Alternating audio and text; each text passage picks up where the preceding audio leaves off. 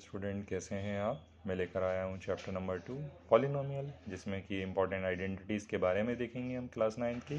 ये very important है, जो कि एग्ज़ाम के पॉइंट ऑफ व्यू से इंपॉर्टेंट होती हैं और आगे भी जब तक आप मैथ्स पढ़ते हैं वहाँ तक आपके अलजेब्रा में काम आती हैं।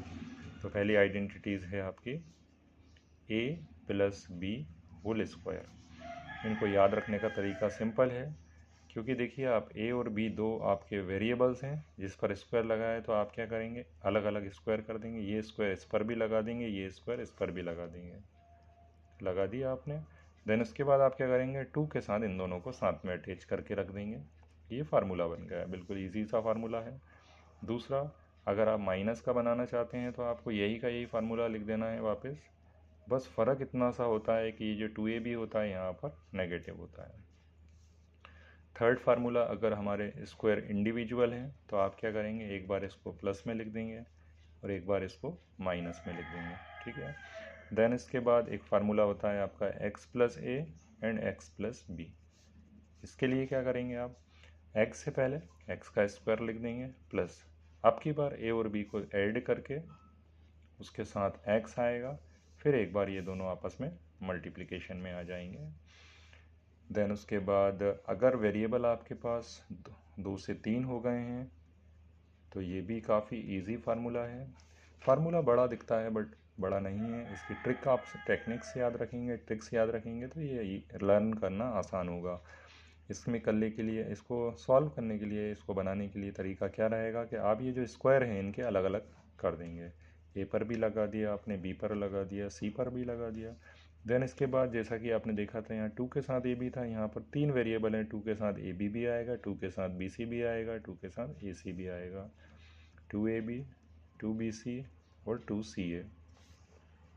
इसी तरह से हम आगे जाएंगे तो a + b होल क्यूब का फार्मूला देखेंगे तो a पर क्यूब आएगा, b पर क्यूब आएगा, है ना। यहाँ पर क्यूब है तो क्यूब आएगा दोनों का।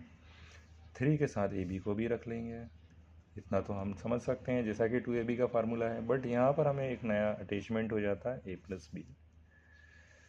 a - b होल क्यूब के फार्मूले के लिए सारे फार्मूले वैसे का वैसे ही हो जाएगा, बस सब जगह प्लस को रिप्लेस करके आपको माइनस लगा देना। देख रहे हैं आप, a + b का होल क्यूब में सब जगह प्लस है और a - b के होल क्यूब में सब जगह माइनस आएगा। इसी तरह से मान के चलिए, जैसा कि आपने देखा था ये होल थे, ये इंडिविजुअल थे, इसी तरह से यहाँ पर इंडिविजुअल क्यूब्स के लिए भी फार्मूला होता है। एक बार हम इसको a + b लिखते हैं अलग से, और a पर स्क्वायर, b पर स्क्वायर और -ab आता है। यहाँ पर ये इम्पॉर्टेंट चीज़ है कि यहाँ पर ab को नेगेटिव लिखना होगा।